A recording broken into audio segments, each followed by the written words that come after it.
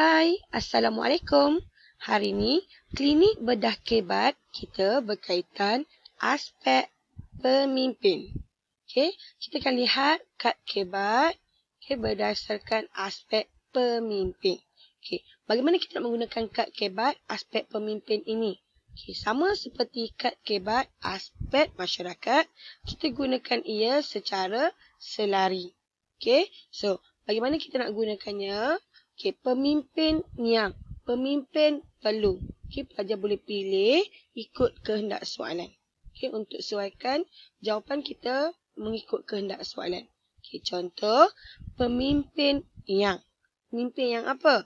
Pemimpin yang adil dalam pemerintahan. Kemudian pelajar pilih dabus. Contohnya cikgu ambil untuk. Okey, pemimpin adil dalam pemerintahan untuk memupuk persefahaman antara kaum bagi mengekalkan keharmonian negara. Okay, itu yang pertama.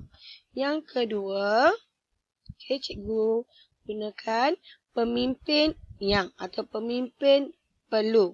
Okay, apa? Berani menegakkan kebenaran untuk. Okay, mengelak berlakunya huru-hara demi meningkatkan ekonomi negara. Okey, itu yang kedua. Yang ketiga. Okey, pemimpin yang. Pemimpin yang apa? Kreatif dan inovatif dalam mentadbir, okey, agar ataupun bagi mencipta sesuatu yang baru agar negara dapat mencapai kemajuan. Itu yang ketiga. Okey, yang keempat. Okey, pemimpin yang berpandangan jauh dalam merangka pembangunan negara. Okey, untuk lebih bersedia menghadapi cabaran bagi memelihara kedaulatan negara. Okey, itu yang keempat. Okey, yang kelima, pemimpin yang bijak dalam membuat keputusan, okey, bagi kepentingan rakyat dan negara supaya negara mencapai status negara maju. Itu yang kelima. Dan yang keenam, pemimpin yang prihatin terhadap rakyat agar demi meningkatkan perpaduan kaum bagi mengekalkan keamanan negara. Okey, ini di antara skema jawapan yang pelajar boleh guna, yang pelajar boleh hafal, okey, bagi aspek pemimpin. Okey, paling sikit pelajar boleh hafal dalam 3 ke 4 skema jawapan. Okey, terpulang kepada kebolehan pelajar lah untuk menghafal. Kalau nak hafal semua, lagi bagus. Okey, kita tengok apa skema jawapan daripada 6 ini yang mana cikgu pilih untuk cikgu guna sepanjang cikgu menjawab soalan pada hari ini. Okey, ada 3. Okey, ada 3. Okey, yang pertama, okey, ini kita boleh pilih lah pemimpin yang ataupun pemimpin perlu. So, terpulang kepada ayat yang pelajar nak guna untuk menjawab soalan. Okey, yang pertama skema yang cikgu pilih untuk sepanjang latihan pada hari ini adalah adil dalam pemerintahan bagi. Dabus ni boleh tukar ikut kesesuaian. Adil dalam pemerintahan bagi memupuk persefahaman antara kaum demi mengekalkan keharmonian negara. Itu yang pertama. Okey, yang kedua, prihatin terhadap rakyat untuk meningkatkan perpaduan kaum bagi mengekalkan keamanan negara. Yang ketiga, berani menegakkan kebenaran untuk memupuk persefahaman antara kaum demi mengekalkan keharmonian masyarakat. Okey, so kita tengok dengan hafal 3 daripada 6 aspek pemimpin ini, bagaimana kita menjawab soalan-soalan kebat berdasarkan pemimpin. Kita pergi soalan yang pertama. Sekiranya anda pemimpin negara, apakah nilai-nilai Islam yang perlu diamalkan bagi menjamin kecekapan pentadbiran negara? 6 markah. So, skema jawapan yang boleh kita guna adalah, sekiranya saya pemimpin negara, sama seperti kaedah yang sebelum ni cikgu ajar, kita kena ambil pangkal ayat. So, sekiranya saya pemimpin negara, antara nilai-nilai Islam yang saya amalkan bagi menjamin kecekapan pentadbiran negara, kita tambah perkataan ialah apa? Adil. Ialah adil. Ialah adil. Ialah adil dalam pemerintahan bagi memupuk persefahaman antara kaum demi mengekalkan keharmonian negara. Tambah penanda wacana. Selain itu, antara nilai Islam yang yang perlu saya amalkan bagi menjamin kecekapan pentadbiran negara ialah prihatin terhadap rakyat untuk meningkatkan perpaduan kaum bagi mengekalkan keamanan negara. So, terjawab tak skema jawapan ini dengan kehendak soalan? Soalan minta, sekiranya kita sebagai pemimpin, sekiranya anda sebagai pemimpin negara, nilai-nilai Islam yang perlu diamalkan. Apa nilai-nilai Islam yang perlu diamalkan bagi menjamin kecekapan pentadbiran negara? So, antara nilai-nilai Islam yang boleh kita amalkan jika kita jadi seorang pemimpin, yang pertama, kita mesti adil dalam pemerintahan. So, di sini kita dapat 1 markah. Adil dalam pemerintahan. Bila kita adil dalam pemerintahan, apa yang berlaku bila pemimpin tu adil dalam pemerintahan? Dia mampu memupuk persefahaman antara kaum. 1 lagi markah yang kita dapat kat sini. So, bila kita dah memupuk persefahaman antara kaum, apa yang berlaku seterusnya? Dapat mengekalkan keharmonian negara. So, di sini markah kita yang ke-3. So, nilai yang kedua, yang boleh kita amalkan jika kita menjadi seorang pemimpin bagi menjamin kecekapan pentadbiran adalah prihatin terhadap rakyat. Nilai Islam yang kedua adalah prihatin terhadap rakyat. So, ini yang markah kita yang keempat. Prihatin terhadap rakyat. Bila kita prihatin ataupun bila pemimpin itu prihatin terhadap rakyat, dia boleh mengakibatkan berlakunya apa? Boleh meningkatkan perpaduan kaum. Boleh meningkatkan perpaduan kaum. Maka kita yang kelima, bagi mengekalkan keamanan negara. So, di sini markah kita yang ke-6.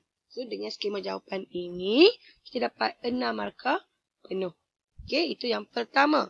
Soalan yang kedua.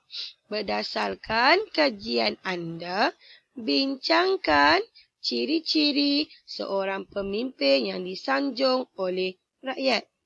Soalan minta kita bincangkan ciri-ciri seorang pemimpin. 6 markah.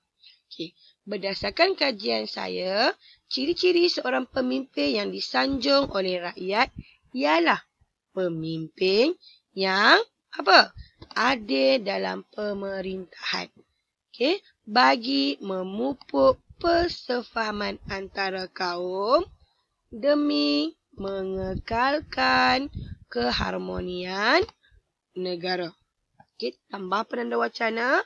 Selain itu, antara ciri-ciri seorang pemimpin yang disanjung oleh rakyat ialah pemimpin yang prihatin terhadap rakyat untuk meningkatkan perpaduan kaum bagi mengekalkan keamanan negara. So, bagaimana dengan skema jawapan ni? Kita boleh dapat markah. Okey, soalan minta ciri-ciri seorang pemimpin. So, ciri-ciri yang pertama adalah apa? Okey, pemimpin yang adil dalam pemerintahan. 1 markah. Betul tak? Okey, soalan minta ciri-ciri seorang pemimpin yang disanjung oleh rakyat. So, antara ciri-ciri pemimpin yang disanjung oleh rakyat apa dia? Mestilah seorang pemimpin yang adil dalam pemerintahan. So, bila kita dapat pemimpin yang adil dalam pemerintahan, apa yang berlaku? Boleh memupuk persefahaman antara kaum. Maka kita yang kedua. Okay? Bila kita boleh memupuk persefahaman antara kaum, apa yang berlaku seterusnya? Dia dapat mengekalkan keharmonian negara. Maka kita yang ketiga. Okay? So, ciri pemimpin yang disanjung oleh rakyat yang kedua adalah apa? Prihatin terhadap rakyat. Okay, ini markah kita yang keempat. Okay, bila pemimpin ni prihatin terhadap rakyat, dia boleh mengakibatkan berlakunya apa? Boleh meningkatkan perpaduan kaum. Okay, ini markah kita yang ke-5. Okay, bila meningkatnya perpaduan antara kaum ni, apa yang berlaku? Dia dapat mengekalkan keamanan negara. Okay, ini markah kita yang ke-6. Okay, skema jawapan yang sama, soalan yang berbeza, tapi boleh dapat markah. Okay, so ini adalah contoh yang kedua. Seterusnya kita pergi kepada contoh yang ketiga. Bagaimanakah kualiti kepimpinan Khulafa Ar-Rasyidin boleh dimanfaatkan oleh pemimpin-pemimpin di Malaysia untuk menjadi negara yang disegani? 8 markah.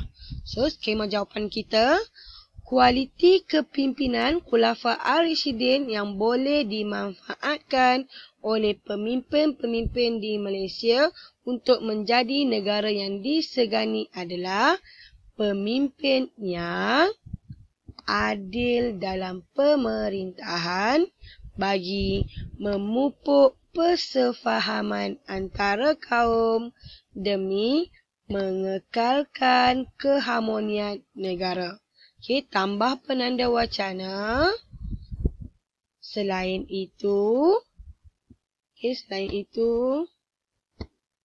kualiti kepimpinan Khulafa Ar-Rasyidin yang boleh dimanfaatkan oleh pemimpin-pemimpin di Malaysia untuk menjadi negara yang disegani adalah pemimpin yang prihatin terhadap masyarakat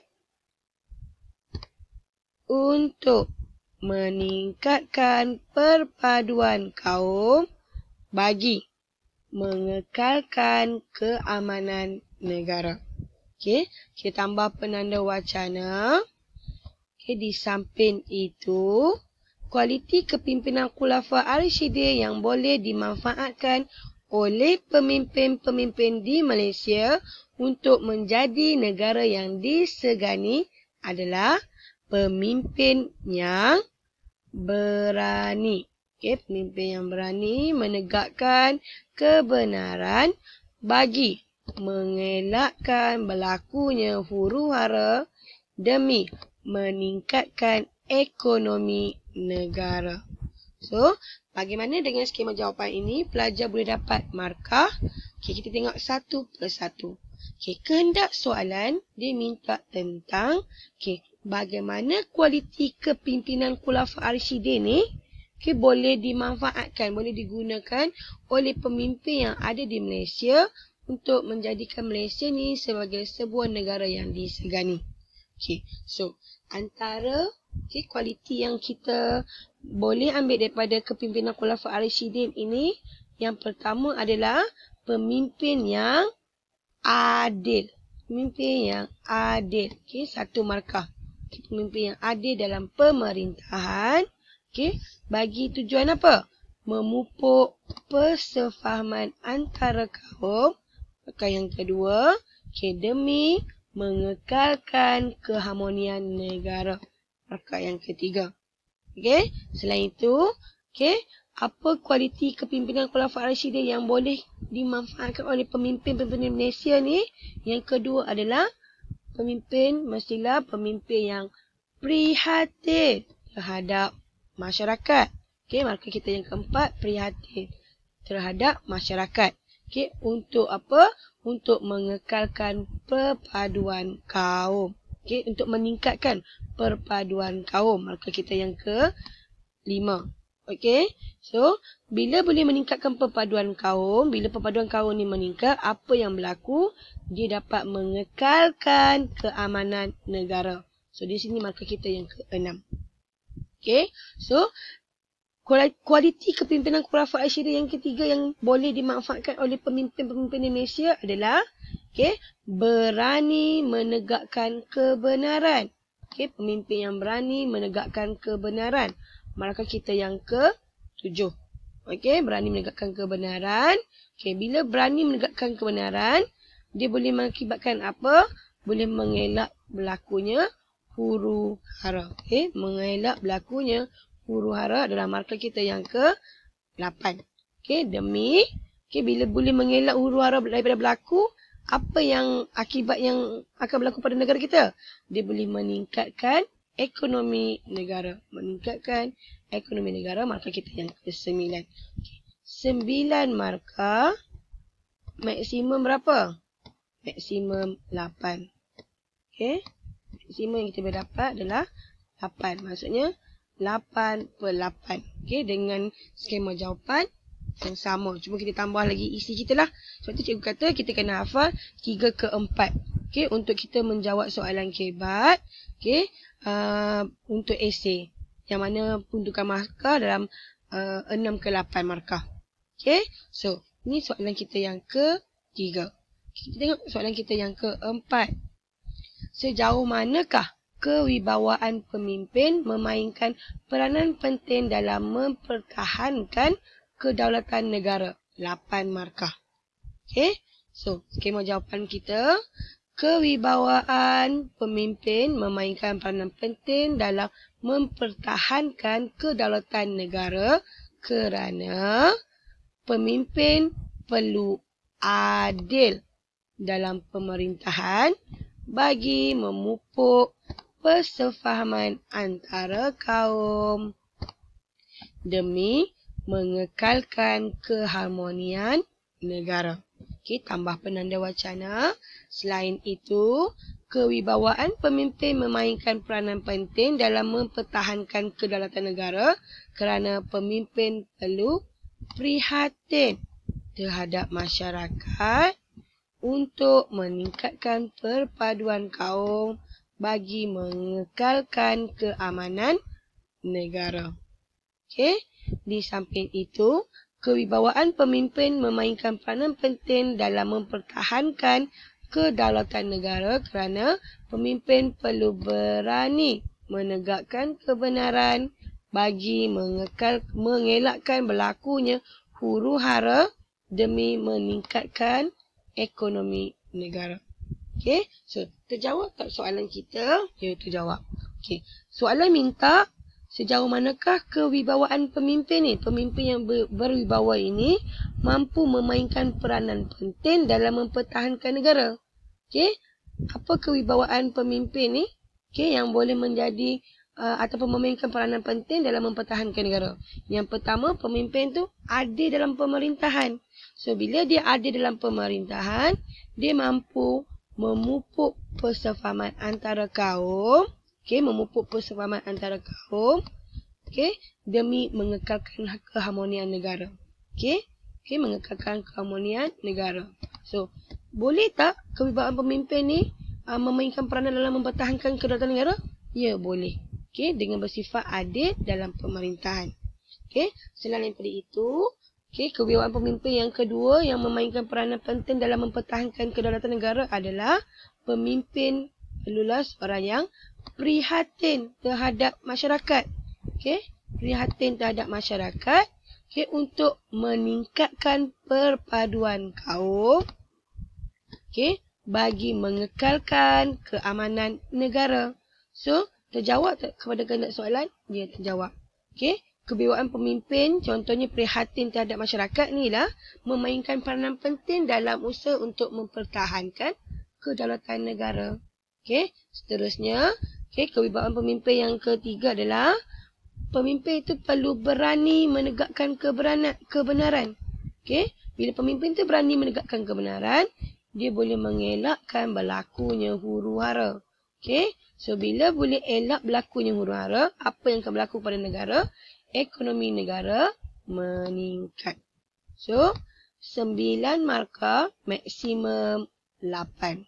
Okey, maksimum 8. So, di sini pelajar boleh dapat 8/8 markah dengan skema jawapan yang sama, berbeza kehendak soalan. Okey, so kita tengok soalan yang kelima. Berdasarkan pengetahuan anda, mengapakah Nabi Muhammad SAW dikatakan sebagai pemimpin yang patut dicontohi? 8 markah. Okey, kita ambil pangkal ayat. Berdasarkan pengetahuan saya, Nabi Muhammad SAW dikatakan sebagai pemimpin yang patut dicontohi kerana Nabi Muhammad SAW merupakan pemimpin yang apa? Adil. Pemimpin yang adil. Okey, pemimpin yang adil dalam pemerintahan untuk memupuk persefahaman antara kaum demi mengekalkan keharmonian negara. Okey, tambah penanda wacana. Selain itu, Nabi Muhammad SAW dikatakan sebagai pemimpin yang patut dicontohi kerana Nabi Muhammad SAW merupakan pemimpin yang prihatin terhadap masyarakat bagi meningkatkan perpaduan kaum demi mengekalkan keamanan negara. Okey, tambah lagi penanda wacana.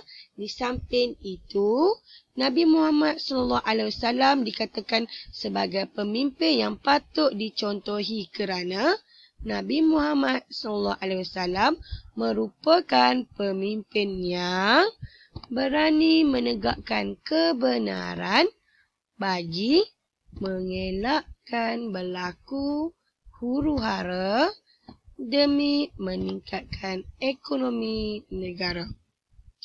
Jawab kehendak soalan. So, kita akan tengok. Kehendak soalan menanyakan mengapa Nabi Muhammad SAW ni dikatakan sebagai pemimpin yang patut dicontohi. So, kenapa kita kata kepimpinan Nabi Muhammad ni kita patut contohi? Yang pertama, kerana Nabi Muhammad SAW merupakan pemimpin yang adil dalam pemerintahan. Okey, pemimpin yang adil dalam pemerintahan. Okey, yang mana bila pemimpin adil dalam pemerintahan, dia mampu memupuk persefahaman antara kaum, okey, demi mengekalkan keharmonian negara. So, di sini ada 3 markah. Okey, so kepimpinan Nabi Muhammad yang kedua adalah prihatin terhadap masyarakat. Okay, jadi sebab itulah kita perlu mencontohi kepimpinan Nabi Muhammad ni sebagai ketua negara yang patut dicontohi. Okay, yang kedua adalah prihatin terhadap masyarakat.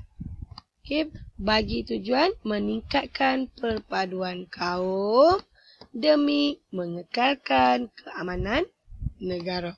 Okay, dah ada 6 markah di sini. Okay, yang kedua, kepimpinan Nabi Muhammad yang patut kita contohi adalah berani menegakkan kebenaran. Okey, berani menegakkan kebenaran. Okey, kenapa mesti berani mengelakkan kebenaran, menegakkan kebenaran? Okey, bagi mengelakkan berlakunya huru-hara. Okey, bila boleh elak berlakunya huru-hara, apa yang akan berlaku kepada ekonomi negara? Kita boleh meningkatkan ekonomi negara. So, jumlah keseluruhan 9. Maksima yang pelajar boleh dapat adalah 8. So, markah penuh adalah 8/8. Okay. So, dengan skema jawapan yang sama. Okay. So, sampai di sini saja perkongsian cikgu pada kali ini berkaitan bakat Kebat Dabus dalam aspek pemimpin. Okey, terima kasih. Sampai jumpa lagi di next video. Jadi, untuk Cikgu Nurul lebih bersemangat lagi untuk membuat video selepas ini, jangan lupa like, share dan subscribe. Bye!